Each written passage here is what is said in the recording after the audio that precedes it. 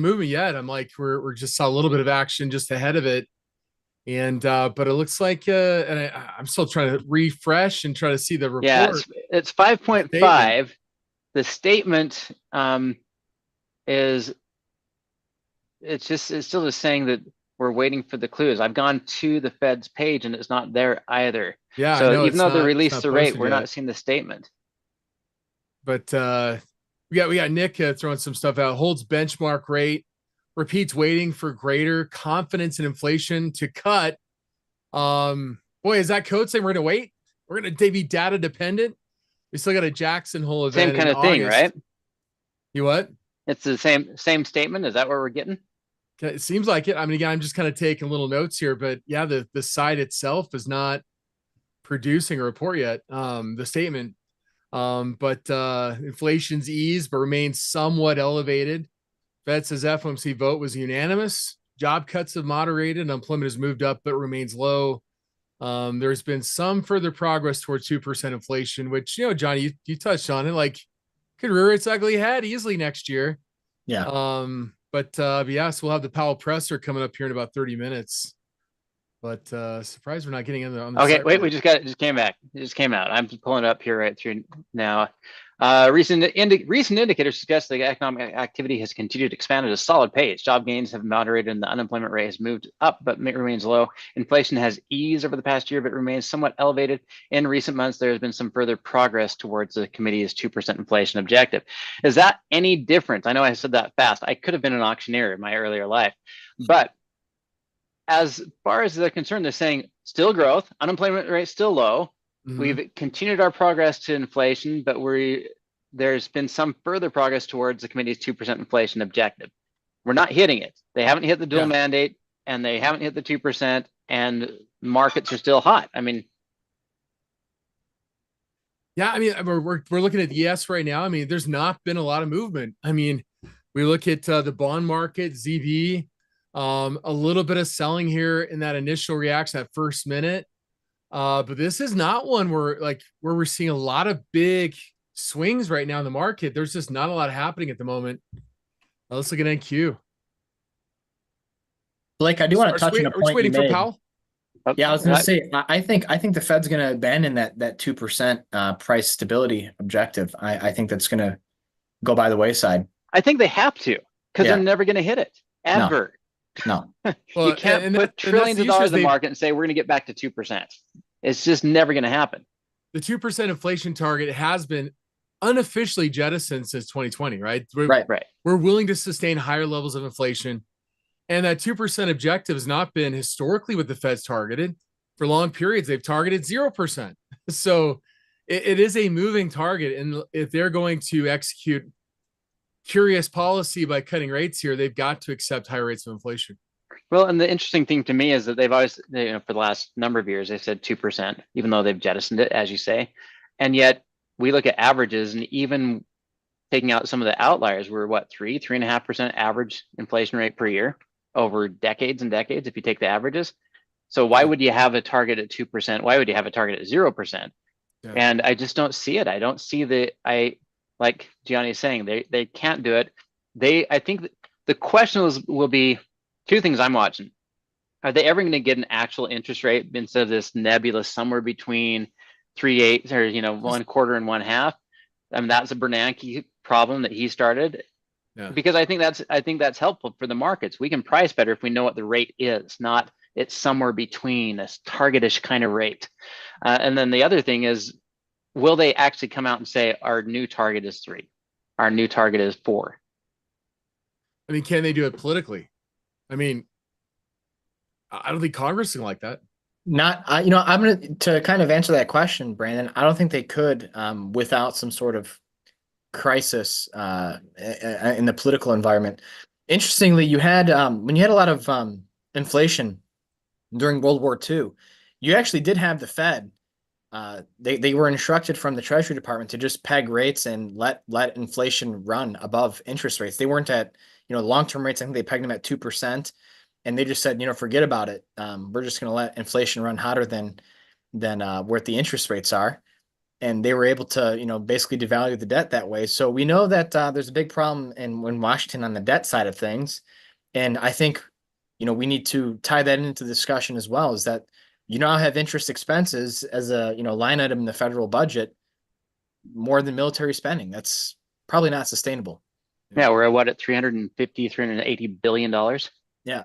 And my concern is if we continue at this rate, like you said, maybe we inflate our way out of the debt. But the problem is, are we sure we're not going to become Venezuela? Are we sure we're not going to become Argentina? Are we sure we're not going to even become Mexico, where we have to redenominate because it got so out of control? And then what happens when the number one reserve currency in the world has that problem? Like you were talking about earlier, we're too connected. Right. Yeah. Who wants to hold dollars in that case, right? I mean, we have relied on the fact that we consume more than we produce. We're borrowing from foreign countries, right? And they're willing to lend to us. And they're not buying our stuff, they're buying our debt, maybe buying land, buying some other assets. But the reality is, we have had an open account with all these countries to basically import as much good as we want, and with no consequence, no repercussion. And they've felt the inflationary effects. Those inflationary effects are going to reverse if they decide that they're no longer going to subsidize our consumption. And that's a problem, right? And that's, again, that causes wars and other things too, is that we want to maintain that status quo. But right now, there's really no movement really beyond today, the highs today, or lows. Obviously, we're kind of pushing towards the highs right now, but kind of a whimper right now. Let me ask you this for both of you, because I know Brendan and I've, we've known each other for decades, and we've been on same side and opposite sides of economic Right. debates multiple times. But pulling Gianni into this as well, you talked about consumer discretionary versus consumer staples and watching for consumer discretionary to be a higher than consumer staples. Brandon, you just mentioned the idea that we're looking at this funding our consumption, right?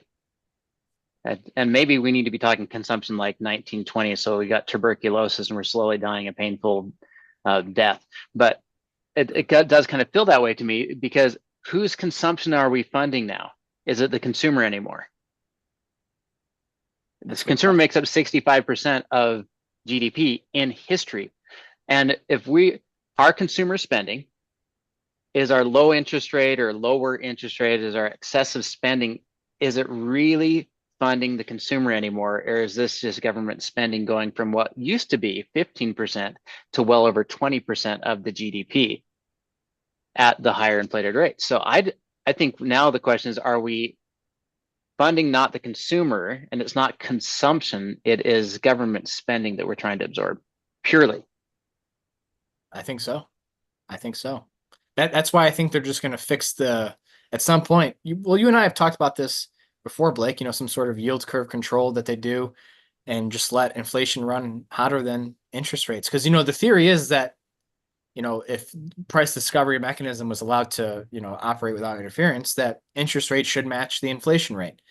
But that's probably not going to be allowed to continue much longer. I mean, in theory, inflation is already below the interest rate. So the Fed is going to cut to 3%, I think, at least, unless inflation starts to run above 3% before they reach that target.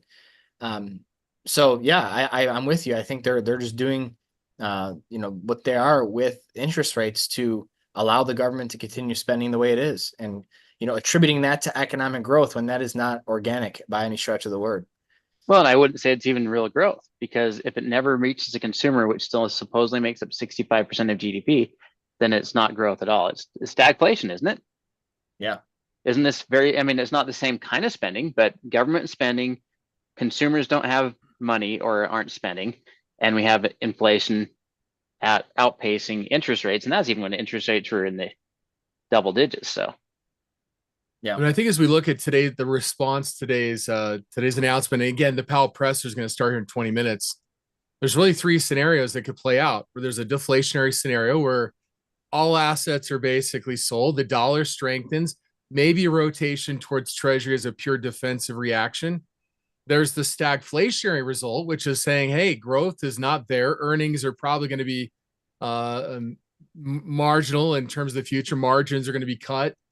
In which case, probably gold and other commodities do relatively better than the S&P. We may see some rotation after a little bit towards defensive sectors. Yields may initially kind of rise, but then fall back as we start to diminish those future expectations of growth. Or is this suddenly just a reigniting of the reflation trade, in which, NASDAQ technology companies probably do pretty well in this scenario? We are getting a nice bounce today in the NQ of 2.7%. The S&P is only about 1.6. So far, I think we're leaning towards the reflation scenario, as the NASDAQ and the S&P are both outperforming gold right now. Gold's only up about 0.7%. I know, Gianni, you and I both been bullish on silver, but SI's up about 0.96%. We are seeing equities generally now, after the announcement, still outperforming precious metals. And so to me, that's leaning towards the reflation story. But again, this story can change with Powell and in the coming days here. But again, I find it interesting. That's the trade right now.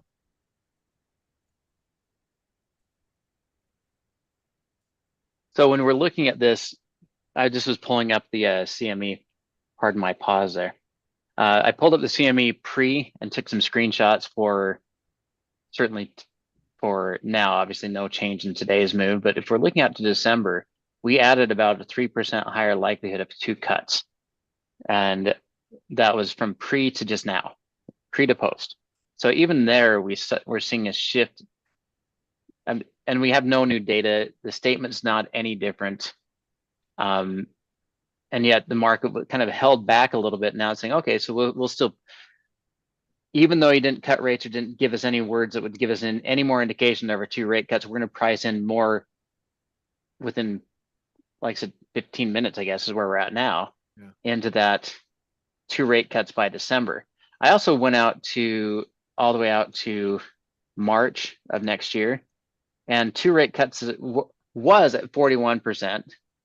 3 rate cuts was at 39. And as we've done before, you kind of pull those together to say, what's the probability of 1 rate cut? Well, what's the probability of 2 rate cuts? And you add up the probabilities as far as what you're looking at in the different percentile in that move to see the different times. And we actually increased the rate cut probabilities by about 3% across the board for December, for March, for January, from just 15 minutes ago. I screenshotted these so I'd have the numbers, and now we're pricing it even more. So why would we think that no different in verbiage? So are we saying that we are pricing in 2 rate cuts unless we think that you might be talking us back? Is that really what it was? And since you didn't talk us back, we'll price it in even more. Yeah. So there's a couple ways to view this. ZQ is the That's my 30-day favorite Fed way. funds futures. And you'll see this yellow line is yesterday. The red line is today. And if we're lower today, that means that as we take 100 minus this, and it's not, because again, with the range, it's hard with the probabilities, but in essence, as this line drops, we're saying there's a greater probability of a rate cut. And rather than trying to have it to calculate on your own, again, you can use the CME Group's probability tool. And right now, again, for 18 December, this is the end of the year, we're basically pricing in, right? Just take this 4.5 to 4 3/4. We're currently 5 1/4, 5.5%. That's essentially 3 rate cuts or more, because there's a 3.6% chance of another rate cut. But essentially, we're close to 60% probability that we're going to get 3 rate cuts by the end of the year. That's not really, like you said, it has not materially changed. And in fact, again, we look at him from that's probably not fully updated here, but a week ago, we're probably pretty close to that level too. Yesterday, we're probably a little higher. Maybe again, this is probably going to shift. This probably isn't real-time data here, but anyway, it's interesting. Again, we're just seeing slight shift in expectations.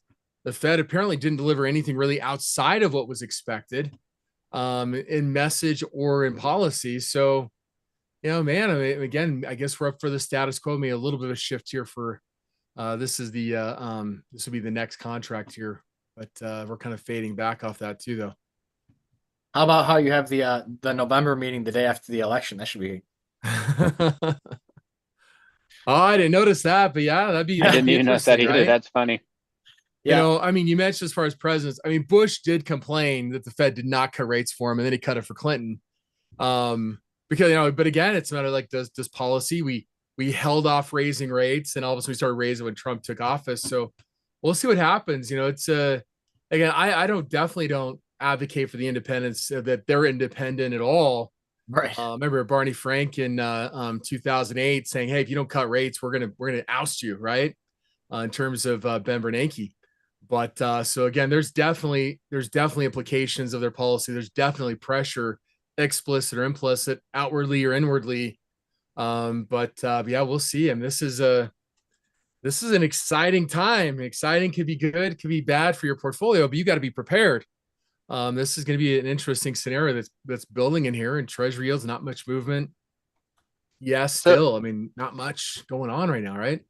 So MLJ commented on, don't you lower interest rates when the economy shows signs of weakness? Johnny already said correct. So, but that's the question, right? Is lowering interest rates going to drive lowering cost to borrow, even if it's only 25 basis points or 50 basis points? Is that going to lower the cost to borrow and drive equities higher? Well, sure, probably. That's a very high likelihood. But the question is that going to be seen as market growth stimulant, or is it going to be seen as confirmation that we are slowing and we need to be worried? That they're not telling us the full story, because right now all the data says growth, all the data says healthy, at least as far as what reports we're seeing. And if they feel like they need to cut rates, is that telling us something more? Is that the real tell? Does that mean they've been bluffing all the way up to this point? And I think that's the way the market's probably going to react. Short-term, immediate knee-jerk reaction, we're going to push equities higher because it's going to be cheaper to borrow for tech and small cap. But I think that we're going to see the economists and everybody go, wait a minute. So you see slowdown and we don't have inflation under control. Yeah. Well, and you saw that with, you know, the Bank of Japan policy statement overnight. They raised rates from 0 to 0.1% to 0.25%. Now that's a big move, but they're going to start to curtail some treasury or bond purchases. JGBs, they got a mascot. We may need a mascot for our bonds here shortly, but one of the things that someone commented on, just economists, basically saying, look, it's not comfortable with the fact that there's poor economic health and a lack of inflation, demand side inflation, meaning we're not seeing strong demand and spending, and they're raising rates. So it's like we've just delayed so much. It's like the things you traditionally want to see from the Fed saying, okay, we're going to cut rates because the economy is slowing and trying to stimulate the economy. Like Gianni mentioned, projected inflation for 10 years is around 2.5%, a little over 2.5%. We're at a 10-year treasury yield of over 4%. That's a positive real yield. That's a drag on the economy, or should be. So if the Fed cuts rates even a 0.25 point, it doesn't eliminate that real positive yield on that positive real yield on bonds.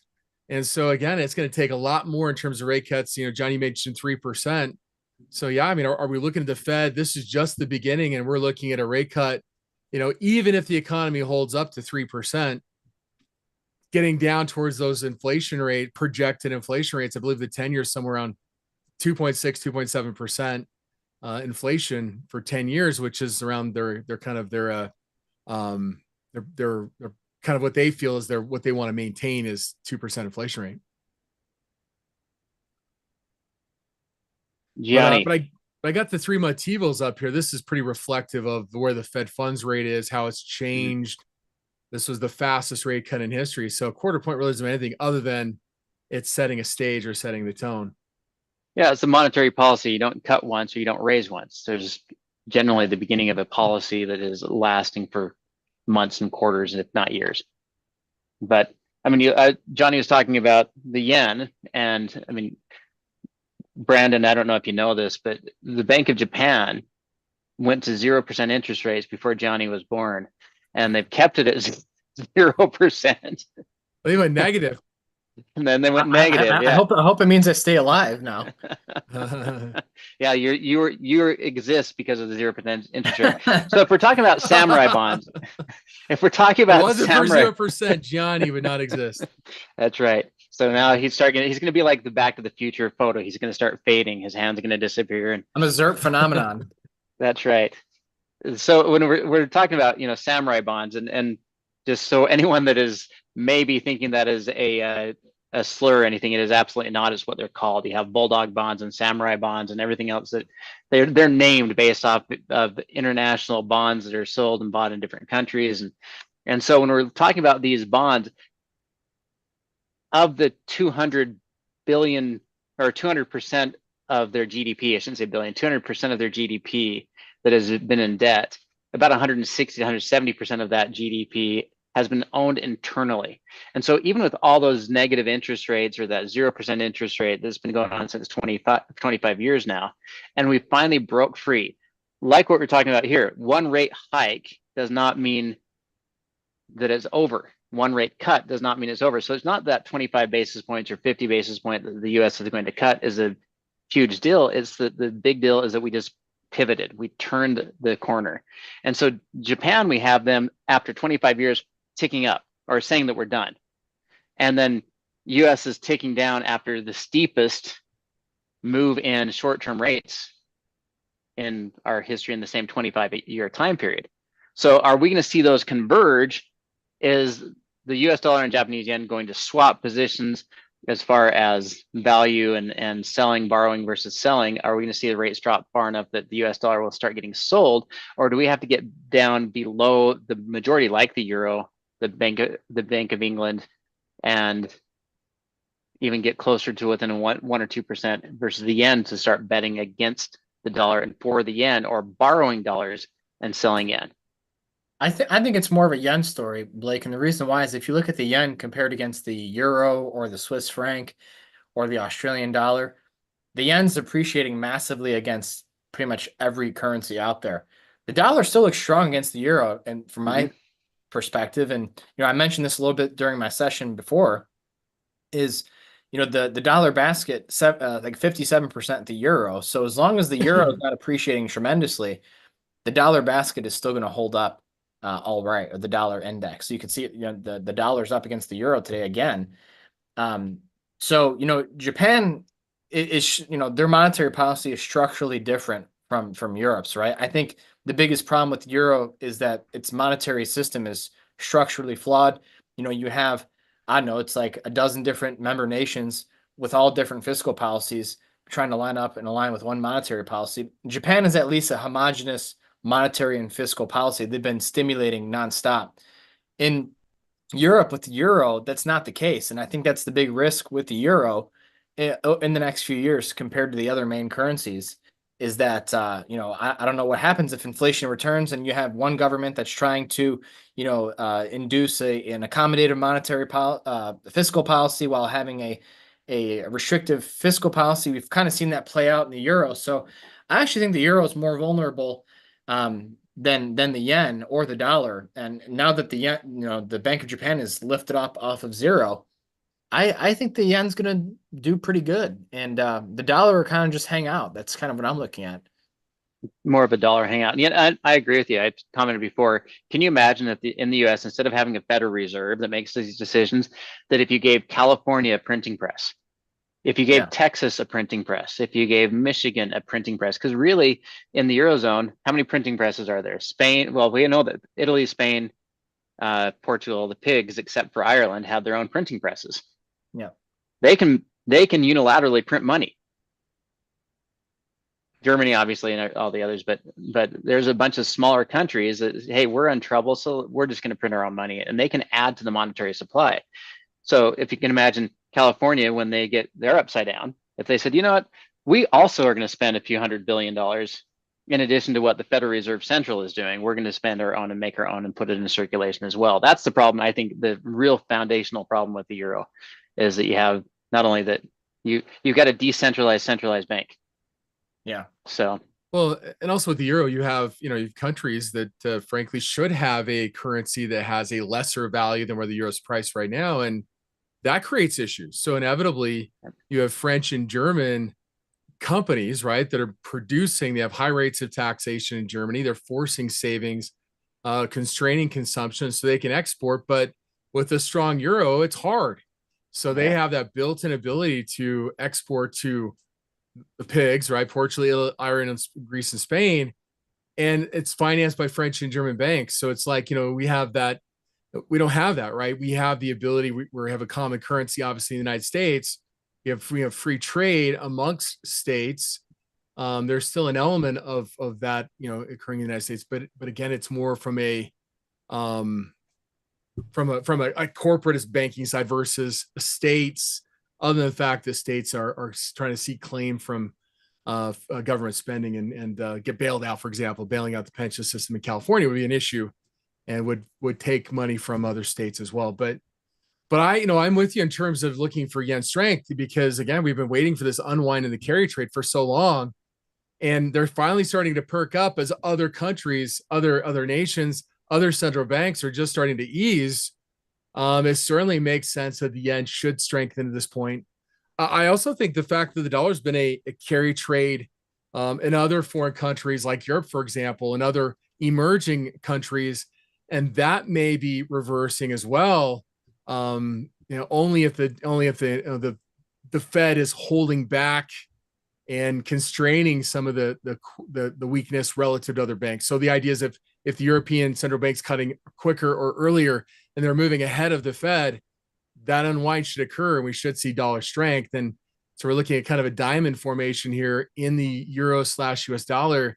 And if you draw a retracement level from high to low, oops, do this again. We're sitting at a real key level here, 61%. This is a typical retracement.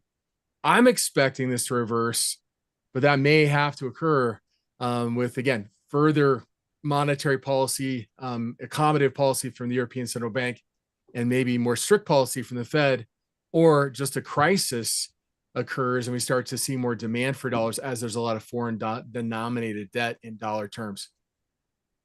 So, hey, really quickly, I'm not one to ever pretend that I know everything. I try not to. I'm being corrected that the countries don't have the ability to make their own. I do know they can make coins. They can mint coins, but apparently I just was pulling it up as you said it, John, that they have the ability to mint their own coins, but it has to be within a certain band or group that they are required to. I was under the impression they actually had some leniency on what they could make as far as printing coins. If they had any significant ability to print money, they probably, again, Greece and Italy probably would have done it. Yeah. Instead Italy's of letting notorious for that, or they were when they had the lira.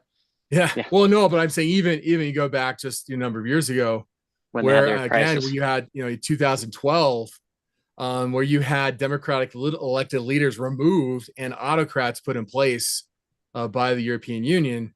Again, they probably would have printed money to pay off those loans in euros to French German banks, but instead, Greece with their new autocrat in place, and then the next elected government supposedly were pro Greece. They weren't. They were globalists, but they stepped in and basically forced the pensions to buy new Greek bonds, and basically paid off the French and German banks in that process. But then co-opting the entire pension system, and again, we've just further, again, the Fed is just about consolidating, right, power, or in this case, lending, et cetera, into fewer and fewer hands, fewer and fewer banks.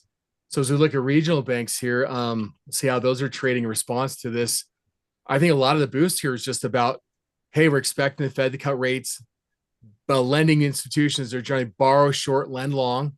So they borrow for short amounts of time, lend for longer amounts of time. This has been a big boost for these, as again, the unrealized losses in treasury bonds have improved, and then the potential to increase margins and interest rate, net interest income and net interest margins. That's why they've moved substantially here. This is a 20% move in a really short period of time. What's your outlook right now for regional banks that are more focused on lending as opposed to other bigger money center bank activities like trading and stuff?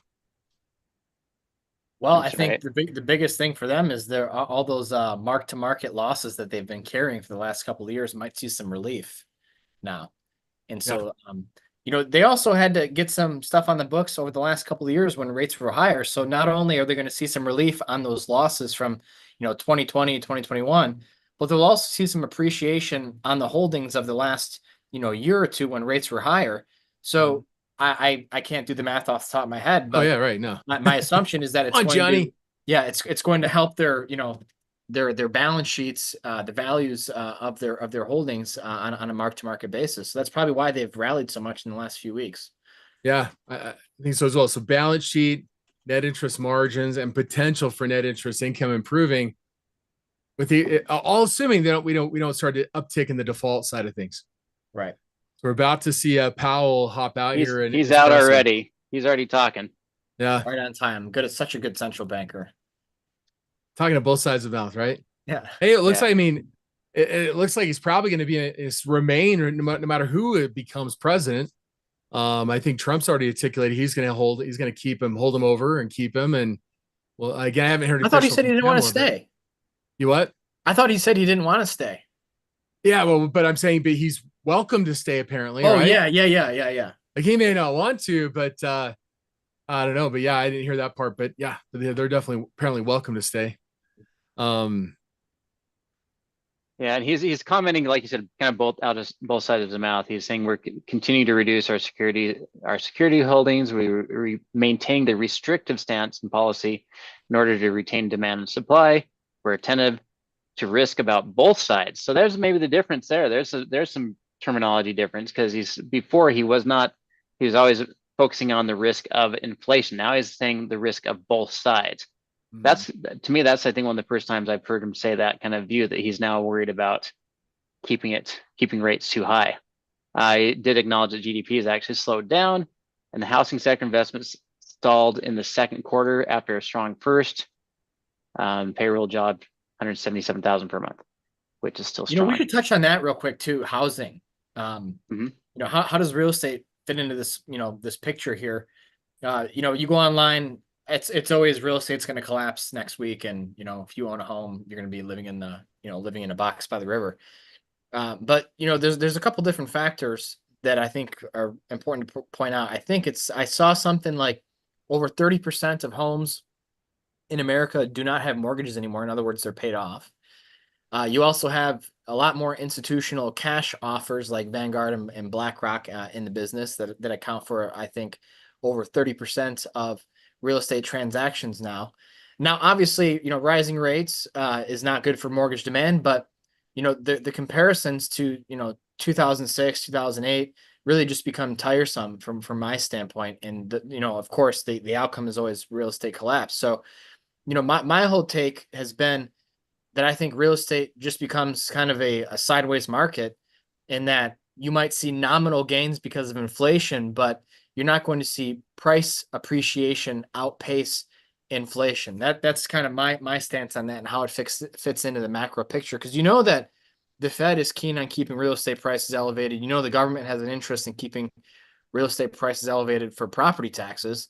So, out of trying to prop up all the markets out there, real estate's probably in the top 3 they're interested in keeping elevated in terms of prices.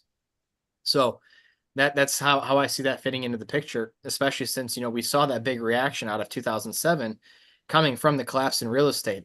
I don't think that's going to happen again this time. So I'd be curious to hear and see what you guys have to say about that. You want to go ahead, Brandon? I have some. Well, I mean, as for example, I got total assets. This is basically the Fed's balance sheet. We're sitting at about $7.2 trillion, which is, by the way, look at where it was here. It's well, just before that, it's double, right, what it was in August of 2019. What happened in September 19, right? We started to see overnight repo markets start to come unglued. The Fed started to step in, grease the wheels, and that led to this kind of bump here from about 3.7 to about 4.2. And then obviously we had COVID and the Fed expanding the balance sheet $5 trillion in the coming years to about $9 trillion. So, I mean, as far as the housing market goes, I mean, look, I mean, there is so much money sloshing around right now. I mean, virtually double what it was in 2019. And we don't even want to start to talk about prior to 2008 or go back to 2004. I mean, these were all T-bills back here. The Fed could have completely eliminated their balance sheet in a period of a year. We're now dealing with the composition's much more diverse, has a much, much longer duration. The inability of the Fed to reduce their balance sheet, this is a big problem because they're not curbing inflation. And certainly the housing market is feeding off just the sloshing around of funds. Credit conditions are not tight. And so I find it interesting that the Fed raised rates from 0 to 5.25% to 5.5%. without doing anything on credit conditions and talking about inflation. And the only inflation they were concerned about is wage growth. Yep. So the problem is, when does the Fed actually have to start to unwind their balance sheet? Well, they say they're continuing to do so. They've repeated it 3 times now, even during this snail's presser. Pace. Yeah, I'm reading the presser as it's coming out. I got closed captions going.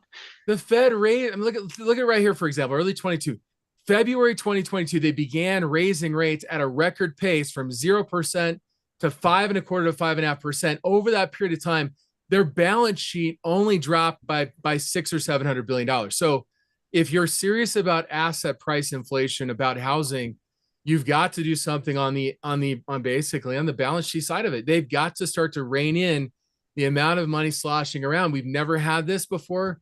This is unprecedented, and it creates risks that, again, we still see persistent inflation.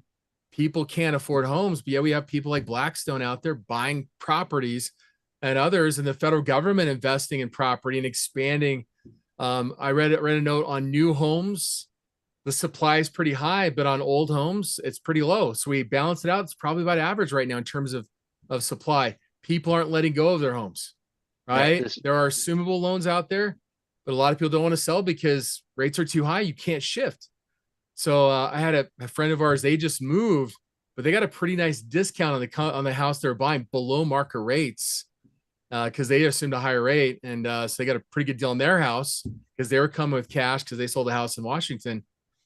So again, we're not seeing as much liquidity in the housing market right now. Well, like I said, Gianni said there's 30% that are mortgage free. Does that include Blackstone? Probably. Oh, yeah. I'm very serious. I would imagine that they have the cash. So if we're talking about regular consumers, they're not necessarily in that same situation. And like Brandon said, the ones that are holding a 3%, 4% mortgage rate are not going to sell the home. And even if they could let someone assume the loan, so therefore they could get a buyer, they're not going to do that because they can't get their own next loan, right? Unless they're downgrading, unless they're compressing the size of their home, they're just not going to do that. Yeah. And I agree with Johnny as well on the concept that this is not 2008. There's nowhere close to 2008. In 2008, it was because of the ninja loans with no credit, and people were upside down in their homes early on. Even with a market correction of 20, 30%, because people are not liquidating their houses and not getting bigger and bigger houses like they were in 2008, 2009, they have equity. They can sit on it.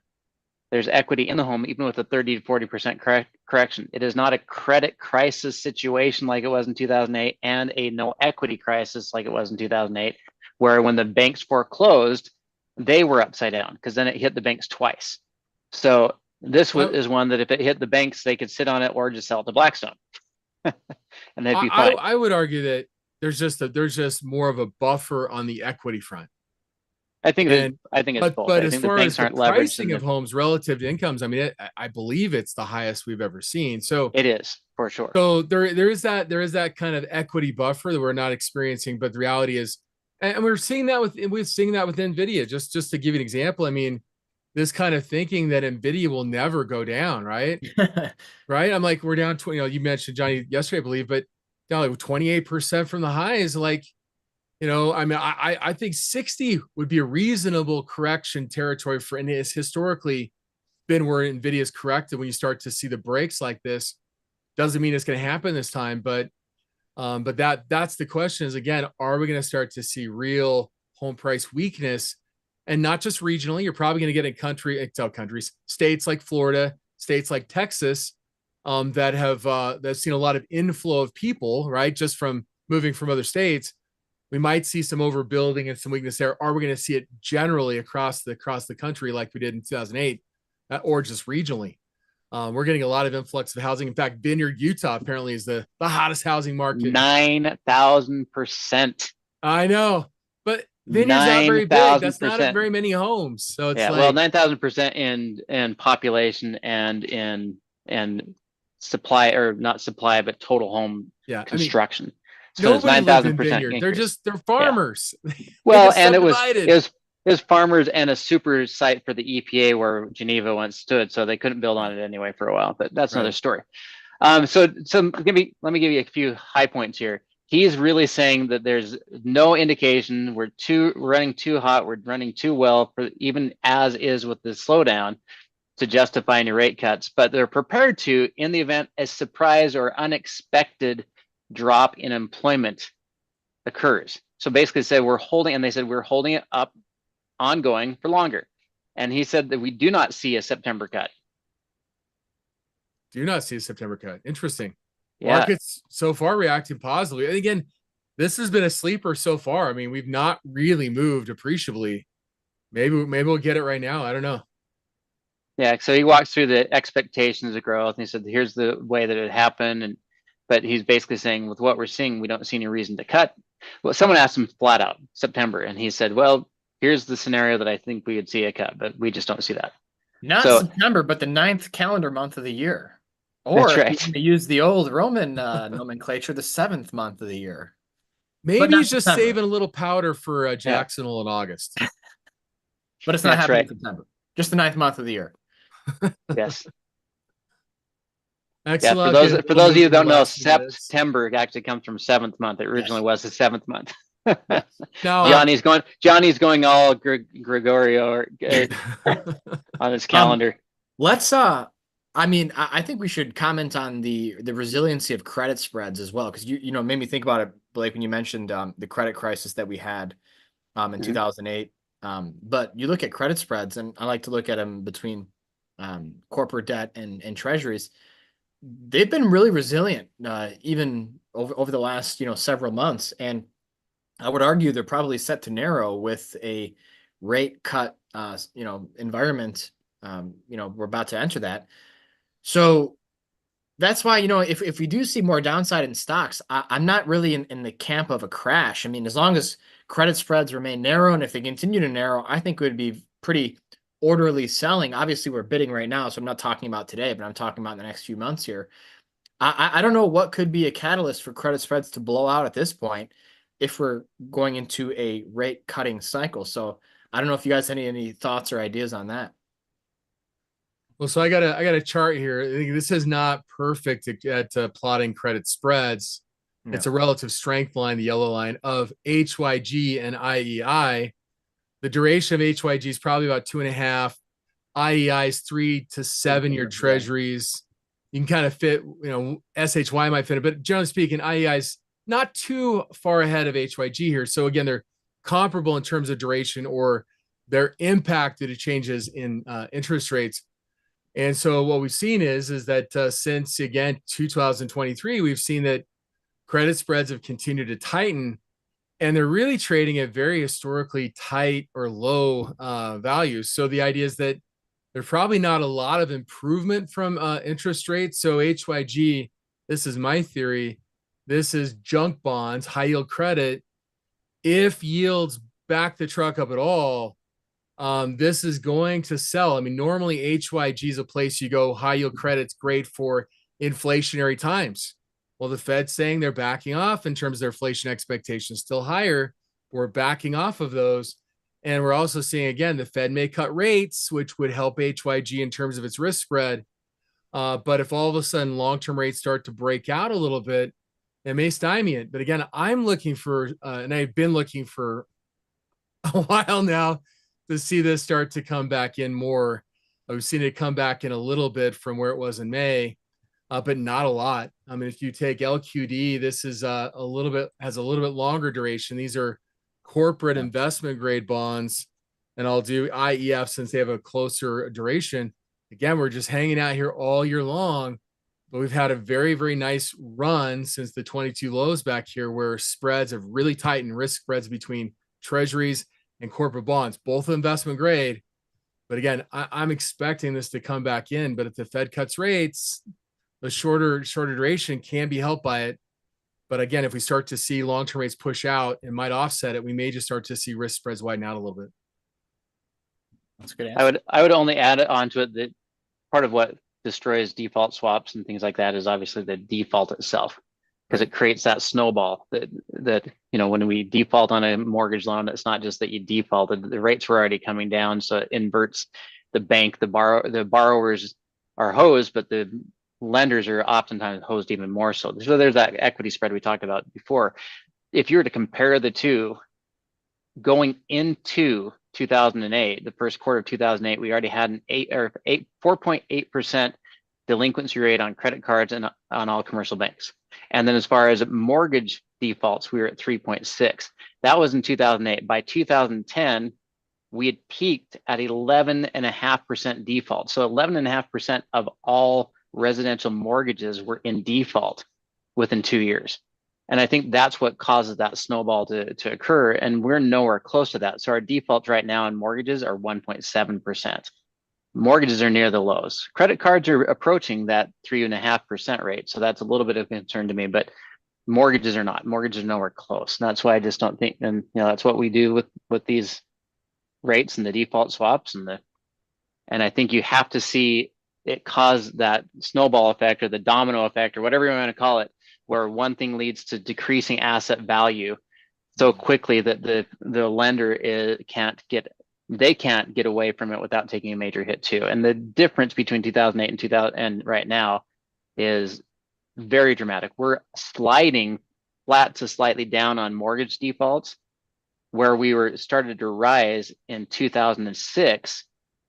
By 2008, we had doubled that. By 2010, we had tripled it. So, an area that for thinking about defaults, I mean, there's been a lot of sales of property that's not gone well.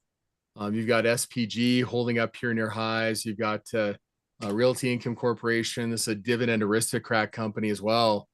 It's one of those things where, commercial real estate is an area that there may be weakness. But again, the drop in yields has so far really caused, just move this over here, it's caused REITs to perform really well recently. So we look at XLRE in the last 6 weeks, we look at the performance. REITs have been the top performer. They've done really, really well in lieu of the Fed cutting rates and the drop in long-term yields, expectations of Fed rate cuts. At XLF, we've talked about KRE has done really, really well. Again, do you feel that we've kind of run our course and maybe we start to see these areas or sectors start to fade, or are you still bullish on them in terms of banks, particularly regional banks and real estate REITs, which have done so well? I'm not bullish. I think they've gone on too high, too far, and they really don't have the value. Just make it real simple. What about you, Gianni? What does your sector rotation formula tell you? Well, I like, names like Goldman Sachs and JP Morgan. I think they look really strong from a technical standpoint. So and I'm doing XRE, more regional banks I don't like. The big ones like JP Morgan are fine. They're safe. So these are money. So if the market does well, Goldman Sachs should do well, right? Yeah. Right. Yep. Even at JP Morgan. I agree. But yeah, I've been looking for an opportunity to really kind of short regional banks again. and real estate as well. And again, this is what, granted, it's not playing into the trends, but again, there's how do these prices continue to rise once we price in the rate cuts? And that's buy rumor, sell the news. But so far today, that's not been the case. We're not selling the news today. We're continuing to see a bid in these areas. And so to me, he's continuing to talk three both scenarios. sides of This his looks mouth. like a reflation scenario. Yeah, he keeps talking out of both sides of the mouth. He said, no, we'd have no reason to cut, and this would be the only scenario we would. And then he's saying we could see rate cuts as soon as next meeting. So he is talking both sides. It's just double speak. Fed double speak, and we same status quo again. So from my perspective, we're taking a microcosm of like what's happening today. Mm-hmm. As we look at the sector, we look through percent change right now. XLK leading out. I mean, this looks much more like I was anticipating more of a stagflationary scenario. Gold outperforming the S&P. Technology probably not leading. More energy probably picking up strongly. Energy's done okay today. Instead, we're seeing an appetite for risk here with XLK right now, looking to potentially take out the highs over the last week. This just seems much more like a reflation scenario and should emphasize these kind of risk assets, like XLK. This may open up an opportunity, I think, in NVIDIA potentially to see some retracement here before its earnings that's coming up on the 28th of August. So again, if today is what we're looking forward to going forward, I mean, this may not be a bad time. Think catapult. We're probably above the expected move right now in the SPX. My guess, we're probably right there, if not above it. It's maybe a time to look at a catapult, sell some calls and buy some call spreads on some tech stocks, maybe NVIDIA. So I'm actually in the camp. I mentioned this in the presentation. I don't know if you guys were on at that point. I was. I did, yeah. Yes. I don't know if the Nasdaq's going to make a new high here. There's quite a bit of resistance. Above where we are. Even you look at NVIDIA, there's quite a bit of resistance that would need to be overcome. And you can see the Dow's almost made a new all-time high. The Russell made a new high here just today. And I mean, are we just seeing short covering in tech right now? Is that enough to just describe what's happening in the technology space today? But isn't that enough though? I mean, we've seen short covering. Like for example, we look at Tesla, right? We've seen what short covering can accomplish, right? And so I'm thinking again, it's like, could we get NVIDIA retesting the prior high at 140 ahead of its earnings? Because again, we'd have to assume there's some degree of short covering here, or shorting that's gone on, and now short covering. Right. Again, if we see that's probably enough to see some leadership for at least a couple weeks. So and with catapult, again, you're selling calls to buy call spreads. I'm like, if we come crashing down, the calls should do relatively well in that scenario. But again, does one day make a trend? No, but we're just looking at the reaction, and this is not a typical reaction where you're going to see gold lead out. What about crypto then? Since we're talking inflation, all the things like that, I'm not a crypto person. I don't like crypto. I think that it's too early. And even now, after all these years, I think it's too early to know how this is going to play out. I don't believe that Congress is going to be able to successfully force the Fed to buy crypto as part of its balance sheet, or the US Treasury to.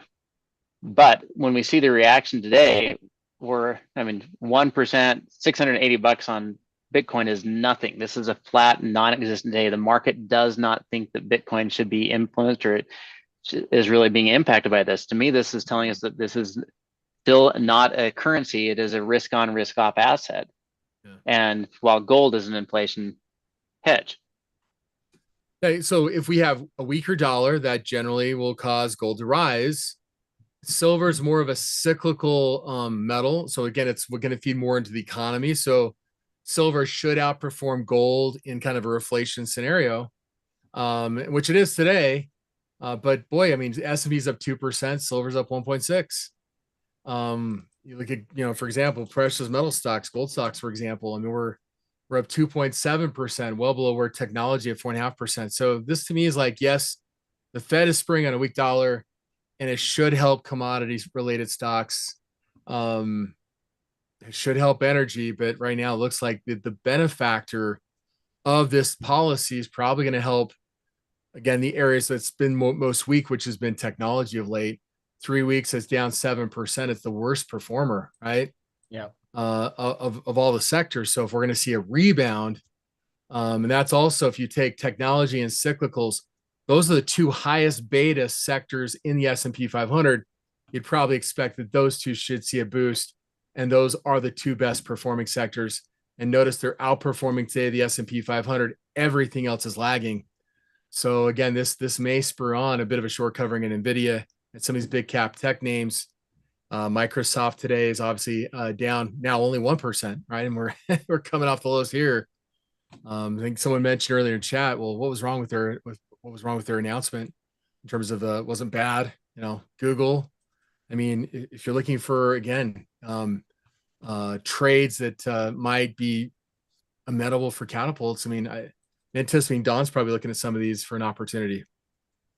Well, we've got about 5 minutes before Corey's going to want to come on and finish out the day. So tying back to your sector rotation and some of the things you've looked at, by the way, I need you to help me put my little labels on mine because I've been using sector rotation for decades as well, using the Thinkorswim charts. But with rotation, without rotation, Gianni, where is your play if inflation remains high and they don't cut rates? How's that for putting you on the spot? If inflation remains high and they don't cut rates, Right, because they're saying they're not going to, and yet the market's pricing in as though they are. yeah. Well, then you're probably got to start looking at the energy space. I agree. I like it. Yeah.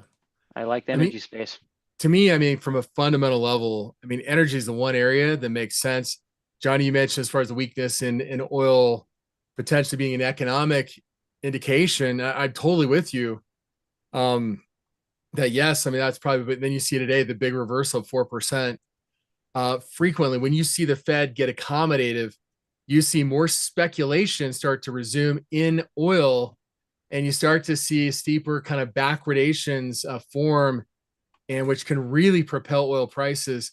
And you're kind of seeing a little bit of that today, but it's really not much steeper than yesterday. But we're really steeper here in oil. And again, what that's indicative of, there's an implied shortage, whether it's real or it's arriving via speculation, whatever it is, it's saying the upside risks, the risks to oil are to the upside. The last time we saw a candle like this was back on the 10th. We got to move to 85. I think this is a probably reasonable expectation for CL again, is to see maybe 85 plus. And if the fundamentals start to behave, geopolitical risks start to follow through, oil may have much higher prices in store. Yeah. So it has really, so you can see this really wasn't moving. This was moving ahead of the Fed statement, and it's just held up its gains after the Fed statement. So the Iran situation certainly is contributing to this too. No doubt about it. Now I will throw out one other idea. That when they say one thing in the market that acts the opposite way, generally speaking, I've seen a Friday dip. So I would try to look for a little bit of pullback tomorrow. Yeah. When they say one thing in the market, prices in the opposite.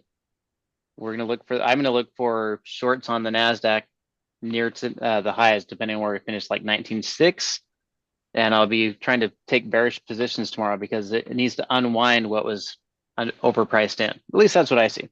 So short-term scalp off of tomorrow. Essentially the same level we opened on the 24th, right? And like, so this is, we basically just made back a week of losses with today's move. Yep. And that I think is overpricing in what he said was not necessarily going to happen. So I think there's could be a little short tomorrow off of that gap or the space in that gap. All right. So, I think we have 1 minute before we need to drop off. He says, high inflation indicates consumer purchasing power is strong. So consumer-rated companies should fare well. Apple, Starbucks, Walmart. Well, high inflation generally as a result of would generally constrain consumer spending is that the purchasing power of the dollars aren't as good. Now, if you're suggesting that wages are outpacing inflation, then yes, you might see that the consumer can remain strong. That's the area of inflation the Fed feels like they made those progress is killing our wage growth. Yeah, if you look at the data, the PCE said, "Hey, we helped fight inflation by you guys not making any more money." Right. So we don't care about rising oil prices. That's fine. Food price rise, we're fine there.